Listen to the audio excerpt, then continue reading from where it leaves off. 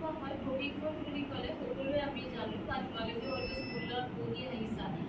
ট্ৰেইনিঙো বিভিন্ন কৰিছা তাত এনেকুৱা কোৱাও শুনা পাইছা যে যেতিয়া এটা প্ৰশিক্ষণৰ ব্যৱস্থা কৰা হয় তেতিয়া দুয়োফালৰ কিন্তু কথোপকথনবিলাক হ'লেহে এটা প্ৰশিক্ষণ সাৰ্থক বুলি আমি ক'ব পাৰোঁ। যেনে ধৰক মই যদি সুধোঁ তোমাৰ নামটো কি, তুমি যদি উত্তৰ তাৰপিছত অলপ মই যেতিয়া গভীৰলৈ যাম যিমান তোমালোকৰ পৰা ওলাব মই সিমান তোমালোকৰ মাজত সোমাবলৈ বা মোৰ কথাখিনি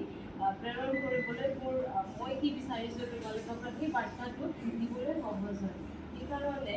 ইয়াতে যিমান কেইগৰাকী আমি উপস্থিত থাকিব বা আজি উপস্থিত আছে তো সকলোকে মই অনুৰোধ কৰিম যাতে এই প্ৰশিক্ষণটো একদম সুচাৰুৰূপে চলাই নিয়াত পৰিচালনা কৰি দিয়াত আমাৰ যিসকল